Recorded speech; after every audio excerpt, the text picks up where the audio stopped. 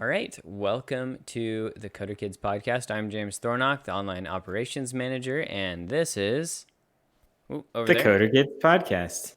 No, Jeff Ford. I already said this. Anyway, I wasn't welcome to. listening. I wasn't listening, James. I'm Jeff. I'm Jeff Ward. Great to be here. Okay, excellent. So let's do a quick I update. always started out wrong. It's good. It provides some like 100% organic, unscripted comedy for our listeners. Fill in the blank, Jeff. Fill in the blank with whatever you want. All right. Yeah. Are we starting out with updates? Yeah. All right. So Updates. go ahead. Should You want me to I update? speak first or No, I can go update ahead? really All right. fast. Guys, the weather has turned in Utah and is now cold. So I've got a winter ahead of me. The irrigation water that we get, like free outdoor water in Bountiful, and they have turned it off because they don't like pipes freezing in the winter. So it's like winter is fully here. And today I think the high is like 50. And this weekend I'm going to attend the BYU football game, and I think it's going to be like mid 30s at the game. So pretty much my whole update is just about the weather, but also, guys, I am in a new room. So I finally moved to my permanent office, and I have a rug down, but I know the echo is probably still there. But we're getting better every day. I'm also hardwired into Ethernet, so it's got it. I don't know. It's just getting better all the time. It's getting better all the time. So fingers crossed. For weather reference, it's 86 right now in Katy, Texas. Oh my gosh! I mean, I don't miss that, James. I don't miss that. The low is 55. So our low is all right. Yeah, it looks like it's gonna chill out later on, but the lowest is gonna get all week. Like, not this Sunday, but the following Sunday is set to be a low of 57. So, it's the Coder Kids weather podcast. Welcome. So we're just talking weather. Just a quick personal update. So I got to take Jacob to the grocery store, and he's my baby son, and I have found that you get preferential treatment. I feel like there's like a parking space that's like designated for parents with like small children, I guess, at HEB, which is the best grocery store in the world, by the way. And I was at one point carrying like sparkling water, which is very typical, right, of people these days to get sparkling water. So I was like, I had it, and then Jacob's like strapped to my chest, and I'm trying to like figure out where to put him in this cart, and this like super tall, just like ripped guy was like, "Hey man, do you need any help?" And I was like, "No, I'm good, but I appreciate it." And anyways, it's interesting. It was like, wow, like I'm being treated like some special person just because Jacob's around. So I think I'm just gonna carry him everywhere. That guy might have been a baby snatcher, though. He might have been like, "Hey, do you want some help? Give me your baby," and then never see him again. You gotta make it weird, all right? It was a fun. It was an organic experience. It was cool. I will say, people are nice to people with babies, generally, but I don't know. You can also have the opposite experience where someone is like really, really frustrated because you have a baby. He wasn't crying. Right. So I went to the grocery store immediately after he was fed. So parents understand, but non-parents oftentimes are like, "Why don't you get your baby to shut up?" And it's like, it doesn't work like that. It doesn't have like an off switch on the throat or anything. You can't just nope, doesn't work. Well, let's dive into the topic of the day, huh? For sure. Why don't you introduce it? The topic of the day, guys, is talking about technology in the classroom. Got my brother Matt to thank for this. So Matt, if you're listening, I love you, bro. Grazie. Matt is concerned because he is a parent of 3 kids in public schools, and he feels like worse this year than any year, technology is being used as a big time crutch in schools, and he is actually at the point where he's like considering. Well, I don't think there's a lot of options out there, but he would consider, if there were an option, to take his kids out of public school and put them into a school that doesn't actually use technology, like more of a classical learning style. And I can kind of understand that. So kind of the topic of the day is, should technology be used in classrooms? What are the benefits of using technology in the classrooms? What are the downsides of using technology in the classrooms? And basically, we just have a lot of questions that we're going to be talking about and working through, and kind of discussion points. And we'll see how far we get. If this is a part 1 or part 2, well, it's definitely part 1. If it's a two-parter, of 2, yeah, exactly. But we'll see if this is a multi-part podcast or if this is just a single topic. But yeah, I think it's a really interesting thing to discuss. So yeah. No, when you brought up the dive topic to me, I was super excited to talk about it. And not because I think we've gotten it right, because I don't think we've got it right yet. So, now we both come at this. Jeff has taught for much longer than I have in a public school fashion, and we both taught in low-income areas, heavily low-income areas, and there has been sort of a separation in the kinds of use of technology in lower income and higher income, and perhaps the reverse of what you might think. So some kind of interesting findings. Also, personal pet peeve when people say technology, but they mean digital technology, because like this pen I'm showing on camera, this is technology, right? Like this is very much technology. This was invented. The chair I'm sitting in, everything that you see is technology, whether it's like paint on the wall or drywall, yeah. lights, or like everything's invented. Like unless you're literally sitting in the dirt on the savannah, like everything else has been invented. Your clothing, like your manufacture of clothing, I'm using headphones, like that's all technology. But in a lot of these articles and a lot of our discussion, we may just use the word technology to mean digital technology specifically. So Yeah. we Computers, don't, iPads, we're not advocating for the use of like a quill and an ink pot and papyrus for learning here. Although So, that's technically James, technology as well. question about technology, Sure. kind of off the point, but back in the 1700s, would they have looked at the pen and quill and been like a more advanced pen and quill perhaps, and been like, whoa, that's technology. That's the Look next at these step. advancements that we're making. Like, do you think they used the word technology, or did the word technology come about like once we really entered more of a digital age? Yeah, that's an Anyway, interesting just something question. to think about. Maybe a linguist can get back to me on that. Yeah, like I'm a history major, right? So I should know that. But James is But yeah, correct no. that the word technology technically just means anything that has been invented. So So yeah, we're talking about digital technology. I Some I things think that run off electricity. Is that fair? yeah, electrical, electromechanical, but digital. Yeah, Yeah, right. anything with a screen is going to be digital technology. Yeah. Actually, if I wanted to answer your question directly, I think like part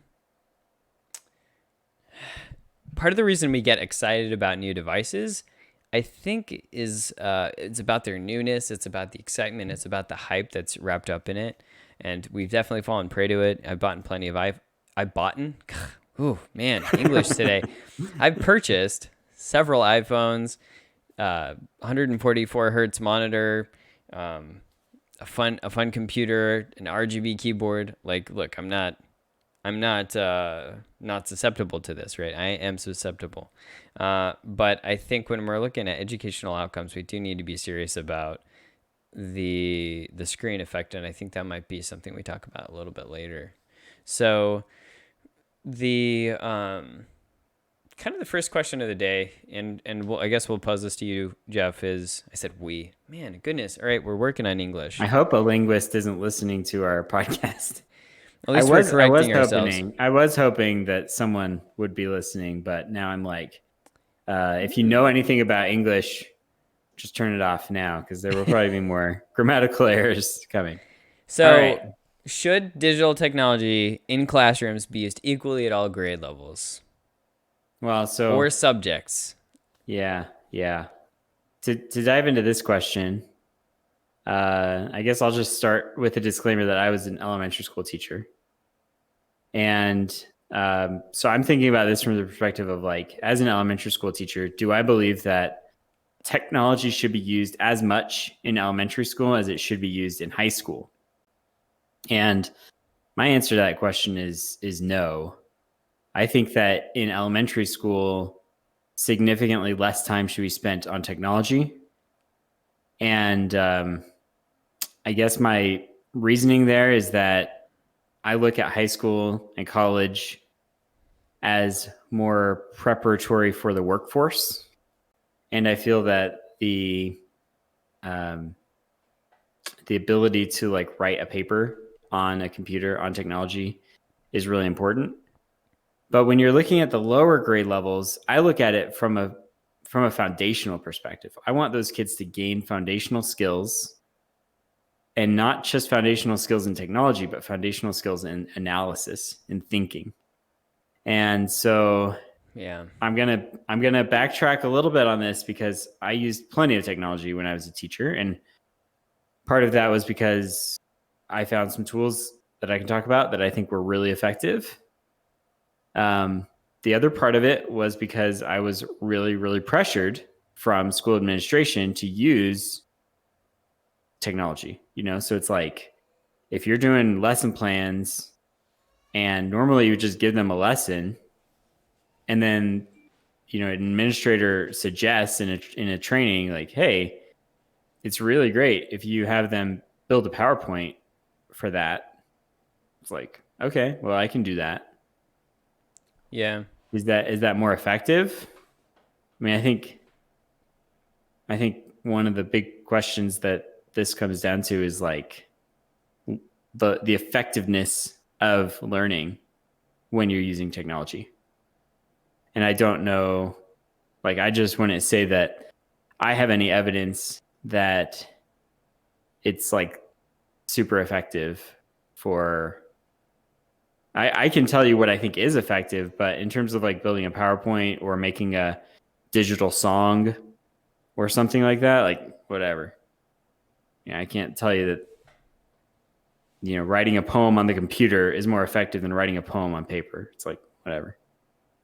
So Yeah, and there that's I took a few different paths there, James, but maybe you can at least give us your opinion on the grade level issue or the subject issue. Yeah, I mean, I think grade level is too vague. I think that's one variable, and then it should be like subject too. So let's just throw out a total hypothetical of like football. So I mean, this is I'm picking football because I'm from Texas, and then two because hopefully there aren't tons of negative or positive emotions related to the learning of football. I'd say like mostly football should be learned doing it, right?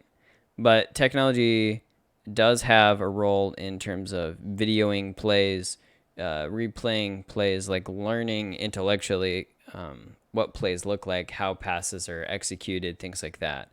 And so technology has a role, but if all you're doing is like looking at something but instead of actually practicing it, then you're not going to ever get good at football. So that's kind of it's an absolute fringe example, but it's just to demonstrate like technology should be used, and the appropriate technology for the thing that you're trying to use. And I think what ends up happening in the classroom is not that the technology is super customized to the particular activity. I think it's like everything's a PowerPoint. Like everything's a PowerPoint. Like, it doesn't matter if you're in Yeah. math or science. It doesn't matter if you're in Well, history. but Like, you know, at least at the elementary level, like there is literally pressure to say like, well, science, you guys are always doing experiments, but you need to inject some technology into that. yeah. So So that then it's confuses like, me. Yeah. well, I'm just like, they want you to provide a variety of tools and ways to look at science. So, like, maybe you do an experiment and then you say, well, after that, we're going to build a PowerPoint or something where we're going to input pictures of different animals. We're going to build a presentation. Then we're going to give a presentation. I mean, in some ways, it's really positive. Yeah. I guess I'm wondering, you know, if I were still in that teaching boat, teaching in middle school, and administrator said, "Hey, I would really like you to switch it up." What are they trying to fix? Like, is it test scores? Is it they're trying to fight boredom? Because that's a real issue in any kind of a school, right? Is it just that like they're so bored that they don't know what to do with themselves? So like them doing something new will like increase their engagement, and that could theoretically be a good thing, right? But I if think it it's has something to do with engagement, if you ask me. yeah, and I think that can be positive. But if it's just like, oh, we're doing another new thing just like because the subject matter is like boring or not delivered well in the first place, then I don't think you can fix that original problem. Right. Well, for me, it's when you're looking at the subject of science again, um, the real thing that you want kids to be able to do with science is like analyze the situation. And there is a certain amount of knowledge that has to go into, and I would say really the whole point of schooling is to teach people how to like think and how to analyze, right? So how to like use logic in their daily lives and things like that. So um, I think that the real question is, if you're a science teacher, are you able to get them to the point of really doing hardcore analysis or not? And to me, like, I think that there's an argument to be made for using technology or not using technology. If you're a great teacher and you have the capacity to get the kids to the point of analysis without technology, then as an administrator, I would say you should do that. If you're a teacher and you love the use of technology and you can get them to the point of analysis with technology, as an administrator, I would say do that. I think the bigger challenge actually is the fact that like there's just not a lot of teachers who actually can get their kids to the point of analysis um, on a daily basis. And I will say that as a teacher, it was hard enough for me, to actually get my kids to that point of really doing analysis. So anyway, it's a big challenge, and I don't know that technology is really the differentiator in any subject. I think it comes down to teacher quality. Except coding. But Yeah, you can't. this is except computer programming for sure. But that's my problem. I don't think that school administrators should just make blanket statements like in a training, like, hey, we're all going to implement this new technology platform. It's like, well, you know, I think you can be a great teacher and still be stuck in the Stone Age. And I think that you can be a great teacher and be in the technology age and the digital technology age. That's my thought, at least. Yeah. And so I would say that goes for any subject. But I'm going to put in a disclaimer because I think that math is the subject, in my opinion, that benefits the very, very, very most from technology in the classroom. That's right. Do Yeah. do you agree with that? Well, I mean, apart from coding, we already talked about that, right? right. Yeah. It's I impossible to mean, code computers coding, without computers, right? Like, right? you have to have the thing there People have probably to tried. code. Yeah. Right. So, yeah, definitely we're a little bit biased there, but yeah, coding happens on a computer, and it makes sense because like the whole thing is about the computer and what you can do with the computer. So yeah, naturally. Um, I mean, I'm gonna just read this statement. So we both read this article from MIT. We'll be posting the link to the article so you can see it. It's a lot more backed up in terms of research, and it also has an anecdote or two about two students in a low income school. But so the previous paragraph just prior to this one says that there's, I think it was at 96 or 98% positive view of school administrators when asked about like adapting more technology and newer technology, right? And then in this statement, it says, in fact, the evidence is equivocal at best. Some studies have found positive effects, at least from moderate amounts of computer use, especially in math, like Jeff just said. But much of the data shows a negative impact at the range of grade levels. A study of millions of high school students in the 36 member countries of the Organization for the Economic Cooperation and Development found that after accounting, or that those who used computers heavily at school, quote, do a lot worse than in most learning outcomes, even after accounting for social background and student demographics, end quote. So according to other studies, college students in the US who used laptops or digital devices in their classes did worse on exams. Eighth graders who took Algebra 1 online did much worse than those who took the course in person. And fourth graders who used tablets in all or almost all of their classes had, on average, reading scores 14 points lower than those who never used them, a differential equivalent to an entire grade level. In some states, the gap was significantly larger. So I don't think that, yeah. Well, yeah. One could make the argument, talking about the fourth graders who use tablets in almost all their classes and their reading scores are so much lower. One could make the argument that possibly the school that had the tablets was maybe a Title I school, and they decided to spend their Title I money on tablets, and those students would be performing worse regardless of whether they were using tablets or not. But I think it says actually that they those categories were adjusted social for background and student demographics. So it's interesting. It's interesting to think about. I think that kids who use a lot of technology at a young age actually are significantly worse at reading, in my experience, because they end up using technology at school and then they go home and they use more technology. But it's not like there's a difference between using technology effectively and using it like to waste time. And a lot of kids, we've talked about this, and I know we've done some classes about it as well, like digital citizenship and whatnot. But like, there's a difference between using technology as a toy and using it as a tool. And if you can effectively use technology as a tool, then I think it's fine.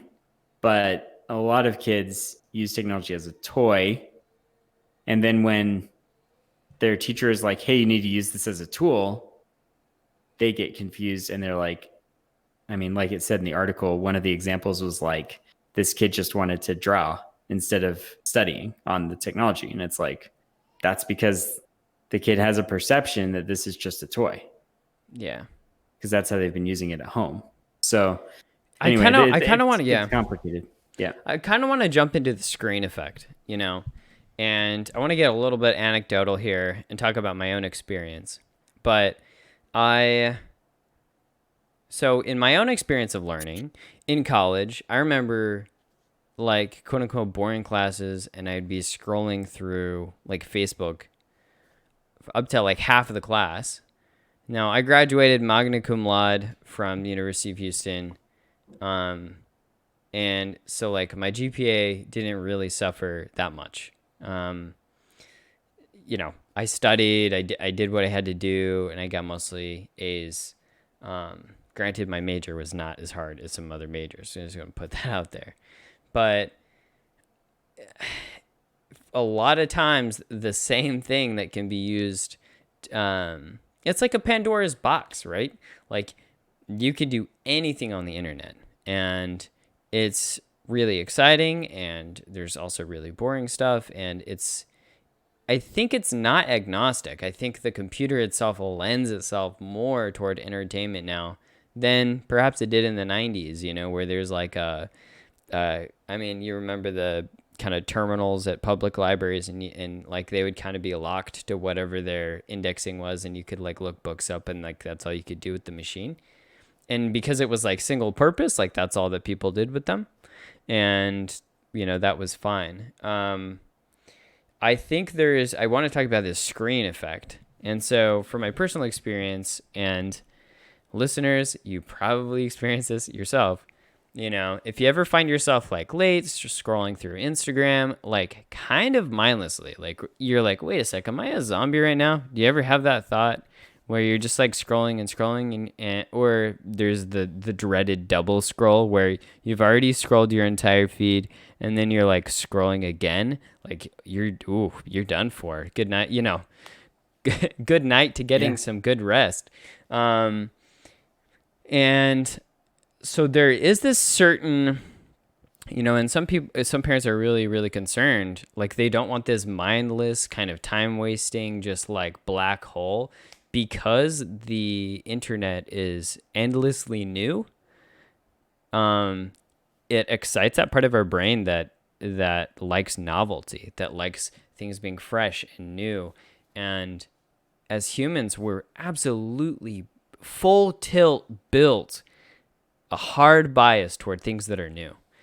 And those new things don't have to be important, and they don't have to actually relate to our survival or to our health or anything.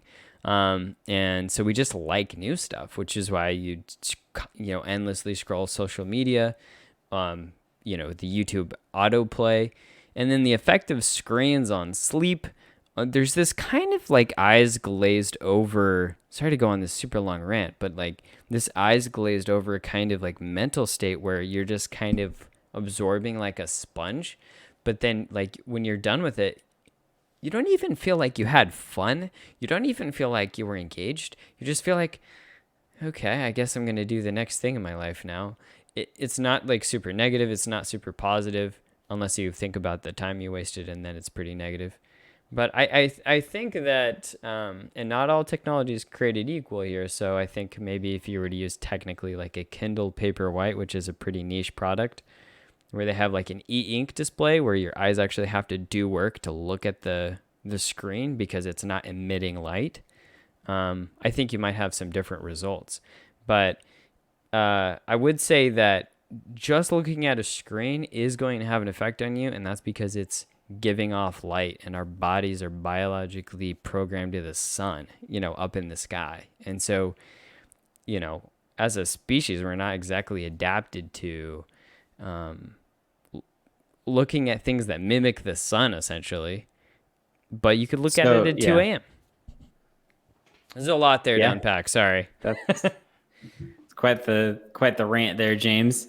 So I guess my follow-up question is, I mean, of course, what you've described, the screen numb effect, where you are literally scrolling through or like wasting massive amounts of time on technology. And I would say wasting because I think everyone agrees, like you finish this journey through your phone and you get to the end and you're like, what did I just do? At least any reasonable person would probably say, like, what did I just do? I just wasted a bunch of time. Yeah. I mean, there's a reason I deleted my Facebook recently, and I've actually been happier as a person. Like, so, well, let's bring this back to education because, let's talk about elementary school. So, I mean, most elementary school kids are not subject to the screen numb effect. They're not subject to endlessly scrolling. And it might be different schools, different income levels, but at least the kids that I knew, even when I was a teacher and I was impacted by that, the kids weren't. So thinking about technology in schools, like how does What do you that? mean they weren't impacted? Well, I mean, like they are not doing the things that I'm doing in terms of like they don't have Facebook accounts, they don't have Instagram accounts, they don't have. Uh, I mean, they Okay. watch shows, Sorry, it's just like a but they're fly. also at school. I mean, these kids were at school for 8 to 10 hours a day. Yeah. So they were not like when I would get a break as a teacher, I would just like get on my phone and like scroll through and like waste time, right? But for them, like they're not really like it's not like they're using technology all the time. Like we're not sending them to school for 8 to 10 hours a day and then they're like spending 8 to 10 hours on their phone. Yeah. So going back to the main topic in terms of technology in the classroom, like do you feel that like they should have less time on the computer? Like where do you draw a line? Because kids that are like pre-college kids, generally speaking, do spend time off their phones, whether that's even for high school kids, they're going to be doing a sport or they're going to be in choir or band or something where like they're not like constantly looking at their phones. And in most places, looking at your phones is not acceptable, like in most schools. So Right. I guess I just don't really feel like the screen time effect in schools is like necessarily like that big a deal.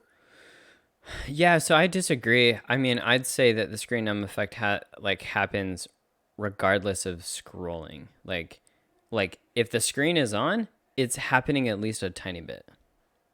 So you're Like saying I'm saying like the actual blue light from the screen itself is still going to affect a person. Now, that can be multiplied by the endless scrolling and like YouTube autoplay and things like that. Um, So do you think that it's but positive for kids to like this is one of our other questions, but like would you send your kid to a tech-free school like my brother's proposing? I mean, depends on my kid, right? So my kid's like 8 months old, so I don't know. Yeah, I know, but I'm gonna you take. know enough about kids, and we were just So talking about it's screen true. numb. I think it would depend on the kid. Like, are they? And I kind of want to do a pivot into exercise here because I think they're actually integrally tied. 'Cause there are like a couple of correlations, and so it's a little bit hard to suss out from the data. Okay, what is actually causing lower learning outcomes? And I have some at least theories as to why that is. But let me just answer your question. So I have a student, let's say they're pretty hyperactive, which is like pretty standard. That's not that strange actually. And they, seem to be either struggling or not struggling in a class. And they do have technology in the classroom. Let's say they're struggling. I could say, hey, let's try something different. Can we get some offline tech that they can use, right? So books or papers or whatever, and let's see if you could just put them in the corner of the room and see if they can think better. I mean, education is this.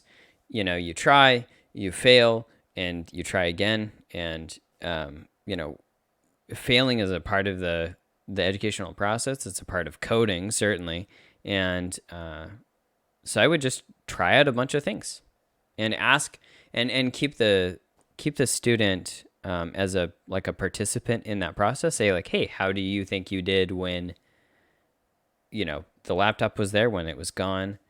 How do you think you did on the paper, when it was there, when it was gone? And I similarly Yeah, don't think that you should deprive a student who's doing really well with a laptop of a laptop if that's actually helping them and keeping their interest. right, So, right. gosh, there's so many Yeah, different directions I want to go with this. yeah. But I mean, I will say it's interesting to think about it from the perspective of like, um, I guess just to me again, it all comes back to the ability of my child to use technology in an effective way. And and I, we have a son. He just turned 5 yesterday. Actually, happy birthday to Oscar. Oh. Um, but it's an interesting time because he does use a decent amount of technology, decent in my mind.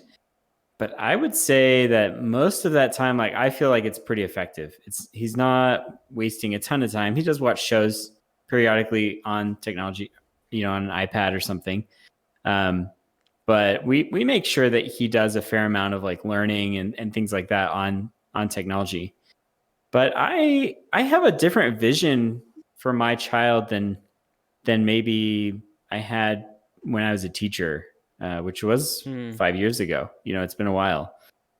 And when I was a teacher, I wanted my kids to just achieve and learn and like grow and like learn math for math's sake, or to be able to pass the state exam, or like looking forward to the SAT, like get a decent score on the SAT. And now when I'm thinking about Oscar, and maybe it's just because I've been doing home renovation, like I watch these videos of people like working with their hands, and I kind of think like I just want Oscar to be like the best he can be in whatever field he wants to pursue.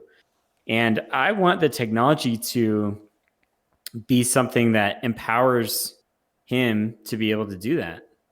And so I guess what I'm saying is, like, looking back on my teaching experience, I taught a lot of people who now, I catch up with them and I talk to them. They're all doing different things. Some of them went off to college, but some of them are just kind of hanging out, taking community college classes. Some of them are working kind of what you might say are menial jobs. Um, and I kind of look at technology like, hey, let's think about long term goals. Do you want to work on houses? Do you want to own a business? Do you want to be a landscaper? What do you want to do? And is technology a tool that's going to get you to that point?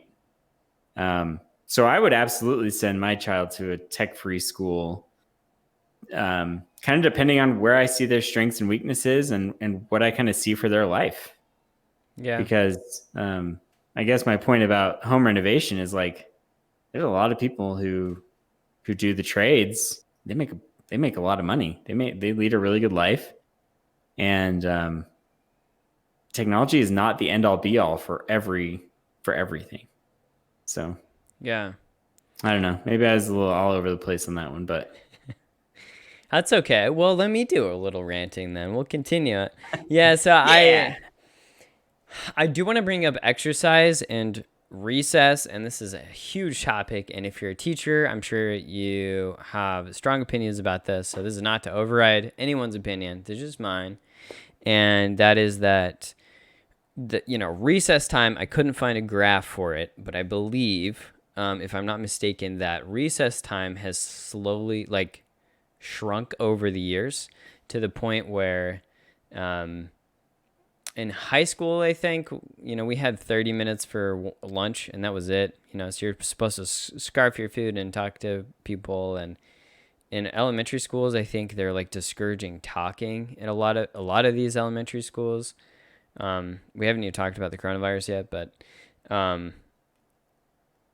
and I remember when I was in one of the elementary schools, there was an hour-long lunch, and we had a 15-minute break in the morning and a 15-minute break or recess in the afternoon, and I got to run outside and play kickball and do all of those like 90s and 80s kids kind of things, and I got to sweat and get the sun and you know get grass stains on my clothes.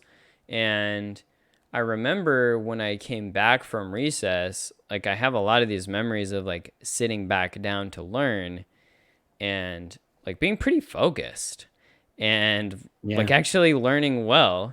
And so I think one of the correlations, but maybe not causation here, where the technology is, and I feel like we've been kind of dogging on technology, but I think part of what's happening, and this goes into the crutch question is like, are teachers using it as a crutch? And I think perhaps they are. Maybe that's their fault. Maybe it's not. Like maybe their classes are just too big and it's easier to run a class when everyone's on a device on a program instead of you having to like teach the entire class, because that's hard to do anyway, to give individualized instruction as a human being to an entire class of people. So what ends up happening, I think, is the devices are used, it catches on because it's a little bit easier, it seems to be doing an okay job, it's not causing anyone to like outright fail, and then it takes up a little bit more of the school day, it takes up a little bit more of the school day. And then I think that can cut into PE. I think that can cut into recess time. So I think there's, and something that I notice when we have taught online classes that is that kids are pretty fidgety. They've not really had a chance to get out. And so something that we actually actively promote is literally jumping jacks on stream, as we're doing classes. And I've promoted this with all of my teachers. And, some of them, right, they're college students. And so they have to like kind of get out of their comfort zone. But let me tell you, there are less fidgets. And it's because Yeah. we're built to exercise. Jeff did CrossFit this morning, just to shout out CrossFit. But so sometimes I'm wondering, is it the technology or is it the fact that like we're not actually exercising and that's essential to brain development? Well, you raise a good point. I mean, as you know, I have a good friend named Jesse who runs an Acton school. Acton is a private school network all around the country, all around the world, actually. And man, I've spent a lot of time at their schools, and they do, I want to say, like an hour lunch, a 30-minute recess in the morning, a 30-minute recess in the afternoon. Nice. So, I mean, Wow. that's like 2 total hours of kind of free time. I mean, lunch is a little bit more, it's basically like a recess where you can eat when you want to. Uh, Yeah, that's what, and, yeah. and, but they do spend a lot of time on technology. Like they also spend Oh, a yeah. solid 2-3 hours on technology, if not more, depending on what their main project is for the month or semester. So, um, anyway, I think you raise a good point. I think that exercise and recess are extremely important for focus. And I think that if you can find the proper balance, then technology would probably be much better to use. Um, but I don't know. I mean, I keep, let's talk about, this question really quick. I don't know if we have time, but Yeah, let's one talk more. We'll about, just do. Hmm. let's talk about this topic of individualized learning for teachers. Yeah. Yeah. Because look, James, how many kids do you have in your class when you were a teacher? 167. Well, how many like each Total. period? Each period. Yeah, I mean, I had, I think at most 28. Yeah. So I mean, my biggest class was probably about that same size. Maybe Smallest was 13. 25. The thing is, this is my big push. This is my big pro for technology. And I totally understand the perspective. I understand the downsides. And I certainly, as a parent, am an advocate of limiting technology for your child to the extent that you feel it's beneficial for your child. But my push for technology is that I taught 20 something low income kids who, didn't have, we're not talking about like, oh, they went to, full day daycare before they went to kindergarten. These are kids who like wide range is what I'm trying to get at. A wide range of kids. You got some kids who were very smart, top of their class in high school and have gone on to great colleges. And you've got other kids who like probably from the time they were born until the time they went to kindergarten, like they sat around watching TV like all day, every day. And I'm not blaming parents because I know a lot of those parents and I know that they're awesome people. But they just, maybe they had jobs or maybe they had other responsibilities. Maybe they sent them off to grandma's house and grandma decided to just put them in front of TV. Anyway, what I'm saying is that when you're working in a low income community, everyone knows this, you're going to get the widest range of kids and the widest range of learners. You're going to have all the way from kids who are kids who are extremely gifted and talented. And I don't mean that in the GT sense, because I think GT is a load, but gifted, very gifted kids who are very smart and very capable. And then you have other kids who they really, really struggle in school. And you can almost predict from the time they're in kindergarten that they're going to have a really hard time in school and that they're going to have a hard time getting a normal job that's like a career. Anyway, long story short, you're working with these 25 kids and they're all on different levels and you're giving a lesson. You're standing in front of the class giving a lesson and you're saying hey, let's all learn about dinosaurs today. And the kid who's really advanced is going to get it or maybe already knows it. And the kid who is super far behind is looking at you I have no idea what's going on. I don't even understand maybe the language that you're speaking, or I don't understand the vocabulary that you're using. And they're off in some other place. So that child just gets further and further behind. The advanced child is bored out of their mind or is advancing, in the best case scenario, they're advancing properly. And, my concern has always been those kids at the very bottom, because I don't know what society is going to do with them. Ultimately, they end up working at fast food restaurants or whatever. But, I feel for those kids, but through no fault of their own, who are just young kids. And I feel that technology is the great equalizer, the thing that could potentially help those kids who are the lowest or the middle push themselves they can push themselves as hard as they want on technology and they can get caught up. So your thoughts there, James? Yeah, so I used specifics. Well, I didn't. Okay, so there's this software. It's called Classcraft, and so this is not sponsored by them, but they do a lot of ads on other educational podcasts.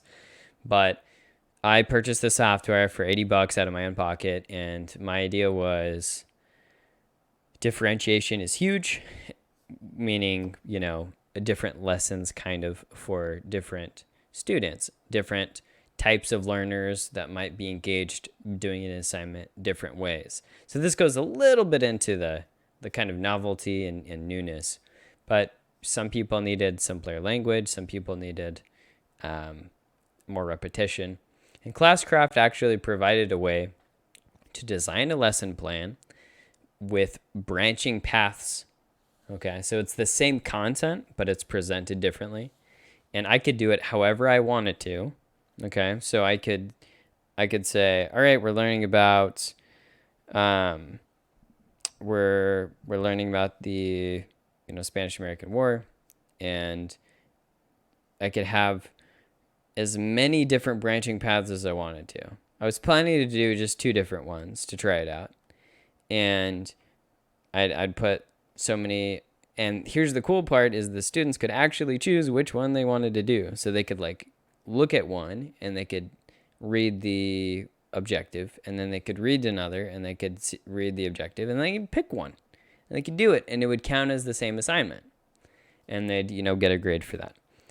And so that was crazy, because if I had gone student by student, read the instructions to each of them, and then said, all right, which one do you want to do? That would have taken an entire class period, and they wouldn't have got anything done.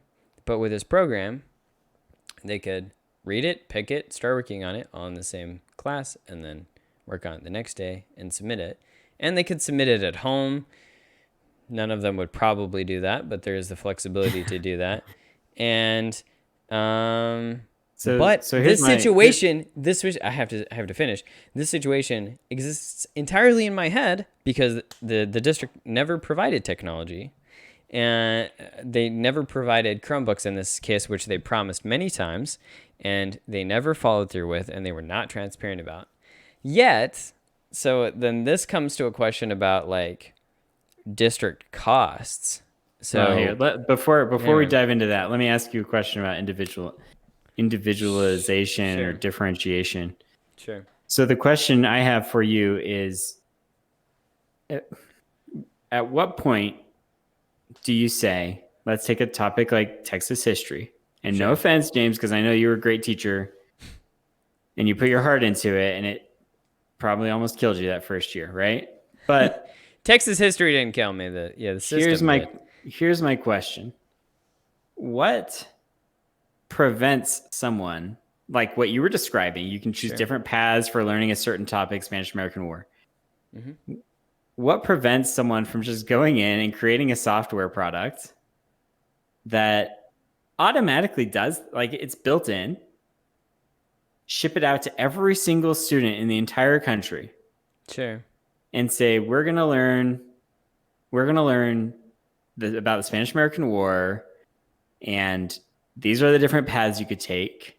Which path do you want to take? And maybe you have a teacher there as a facilitator who maybe has 60 kids in the classroom, but it is just like so automated, and they can choose their own path, or the teacher can automatically assign them up to a path. Um, I guess I'm just wondering, like, what is really the role of a teacher in 2020 when you have technology available that can just individualize a lesson to a student?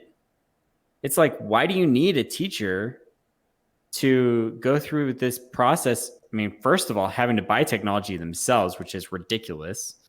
Then having to do the lesson planning themselves when there Hmm. are already thousands of tools out there that are available for teachers to use Hmm. to just put people on the right path of individualized learning. So, because it is a waste of time to do what I described, where you're teaching a lesson to 25 kids, and that's still what a lot of teachers are doing in the United States. So anyway, I guess my point is, Was it a point or a question?